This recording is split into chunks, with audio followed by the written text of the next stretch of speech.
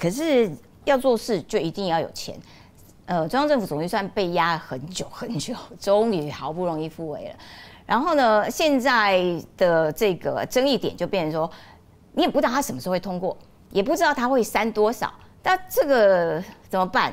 因为蓝白现在人数多数啊，譬如说这2天的新闻是说前建预算有没有删光光？那所以怎么办呢？中央政府总预算如果这个被删很多，有什么东西是不能做的？像潜舰预算这笔钱啊，明年我们编的只是在后面7艘的一个先期作业哈，跟现在这1艘在完成的后续的一个种。它如果删光之后，我们在接续上会有产生问题嘛？而且更重要的，不是钱删多删少，会让国际看到你台湾根本没有决心要保卫自己。政治的讯息，你就算你的行政部门想这么做，你却有一个国会在后面拉住你的脚，那国际上会怎么看台湾呢？以后要跟你合作的时候，都问说啊，你回去问一下国会，看国会要不要同意。那我们这真的寸步难行。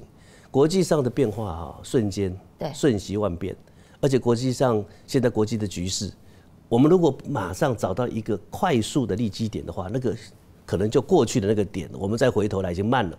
所以我还是希望说，中央政府总预算我们第一次超过3兆，对，但是我们内部里面的调整很多是新兴的预算，比如我刚刚说的，我们将明年的预算多增加了159亿在系统性治水，整个治水预算达到550几亿。那这个如果没有办法它做一个全面性的这个预算审查通过的话，切了一大块，就治不了水了，系统性的系统就被破坏了。哦，所以希望这个立委大人高抬贵手，不要删太多。我们做很多科技园区，科技的经费买的东西，发展的地区都是整套的，你不能说那后年再买，那今年买、明年买、后年买，那个价格差很多。而且今年如果没有办法买，你后年还在买今年东西，那完全就赶不上时代了。所以应该让急迫性，对系统性、整体性的、全盘性的这个部分，我真的诚恳希望立法院能够在审查预算当中，这个部分要审慎的为国家长远发展来做想法。那可是人家下一步就想说，哦，这样的哦，那我们来修财政收支划分法。你中央钱那么多，应该吐一点出来啊。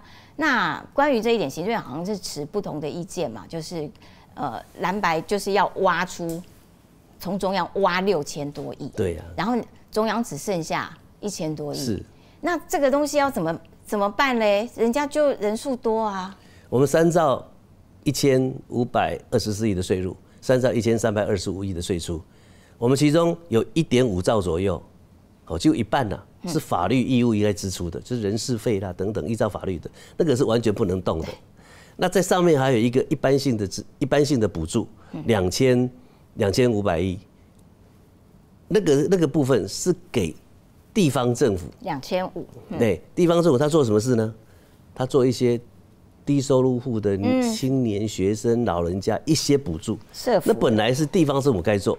那我们在过去执行这方面，那个中央政府就补助给地方这个钱，所以这个叫一般性补助。那另外还有2400亿，那个是计划型补助，就是你各个县市提出来你的长远计划，其中最明显就是轨道、捷运计划，这2400亿。你看2400多亿加上2500亿，大概5000亿了嘛？对。再加上刚刚的一般那个依照法律义务支出的1.5兆，就是2兆了，对不对？就是2兆。对。那我们剩下大概1兆出头嘛。他要拿去6600亿，6612，我们就剩下4159。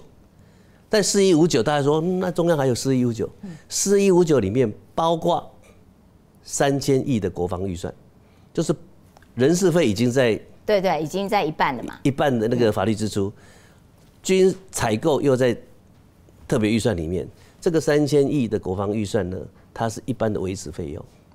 好，那我们的教育呢？那我们的科技呢？我们的公建呢？我们的社福呢？都在这里面哦。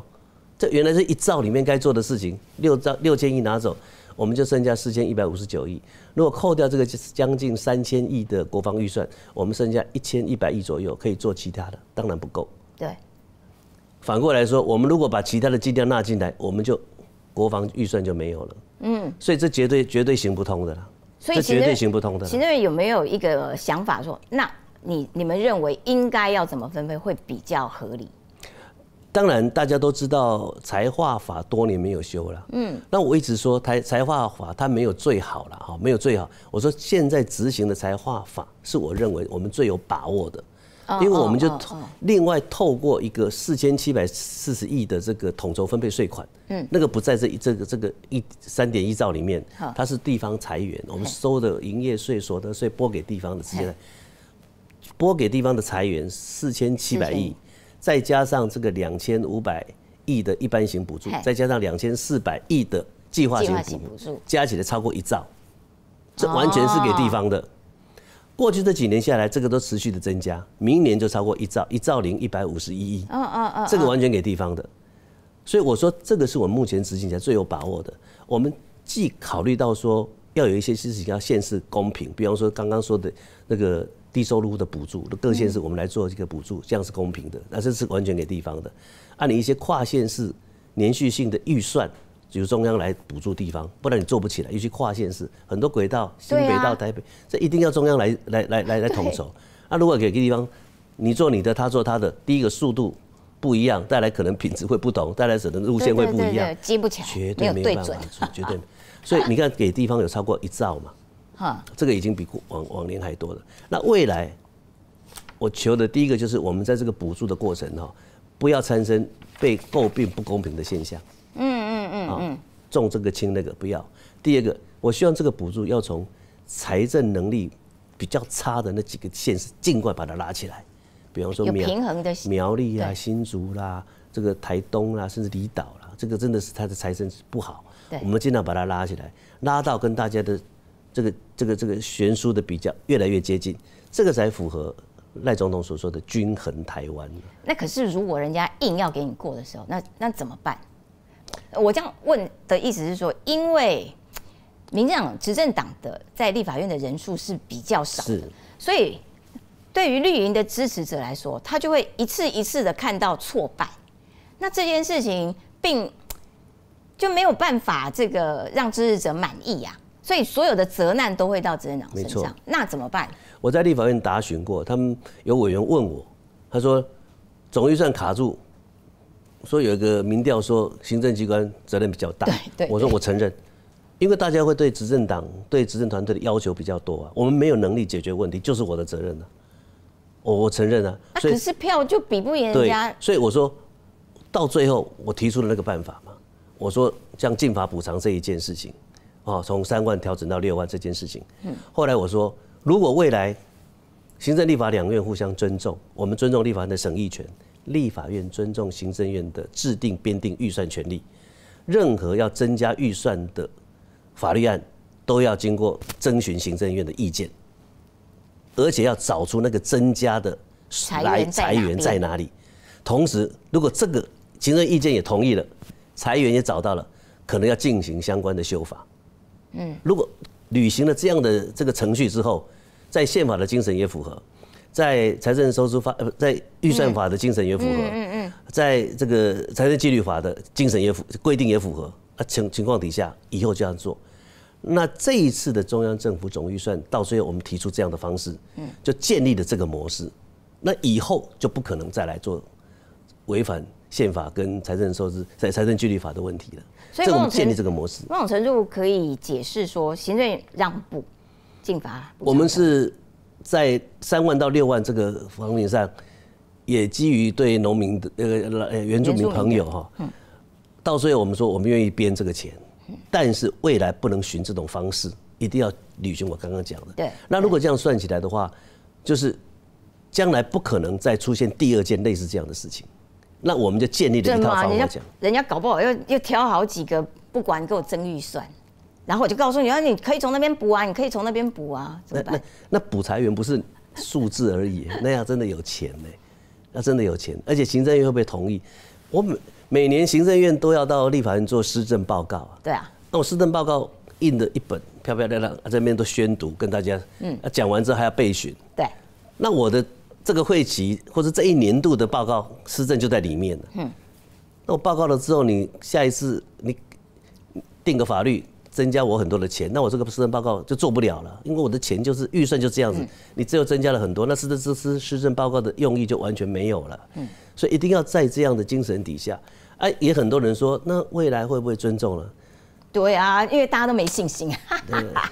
我们只能抱着一直期待说大家都会尊重，好，大家都会尊重，因为这是白纸黑字写下来的，也全国人都看到了，这个我也速度感谢立法院，那他们也认为我们在这个地方，在这一件事情上，我们也同意进法补偿。这样情况下，如果以后还要翻的话，那政治人物或政党失去了诚信，失去了信用，如何取信于人民？那未来的政治责任势必非常大吧？总统曾经讲过说，就算人数表决输，但是要赢论述。对，这句话蛮动人的。可是因为每一次都只有在赢论述，表决就一直在输。可是这件事情会不会消磨支持者的这个信心啦？那这个部分要怎么办？因为赢论述很好，所以民进党在立法院的这个表现，这个民调上看起来数字是高的，可是整体的施政并没有如立法院的民进党团表现的那么的突出，所以怎么办呢？就怎么样安抚支持者啦？因为支持者也会觉得，很累呢，支持民进党每次都一直输，一直输，输到人都没有信心了。就政治上来看，我们要承认我们现在国会的劣势嘛，人数就是少人是少，你就不可能每一件事情用100分来要求。就像这杯水，我喜欢喝全热的，但现在不可能我一定要加一点冷水才变得温温的来喝好，那政治就是在这个妥协过程当中，我们有没有失去原则？我刚刚讲的总预算，我们没有失去原则，我们有一些改变退让，但是我们没有失去原则。宪法的精神、法律的精神、法律的规定，我们把持到最后，我们没有失去原则。就像更早之前的立法院的职权行使法，我们那个就没有讨论的空间了，就直接送那个就没有讨论空间，就直接就宪法的诉讼来做这种大法官解释，那个没有讨论空间的。但是这种数字上的、预算上的，大家可以谈的，好，我们可以来做这些工作，我们就来做一些互相的一些折冲的方式，但是原则我们就要把握住。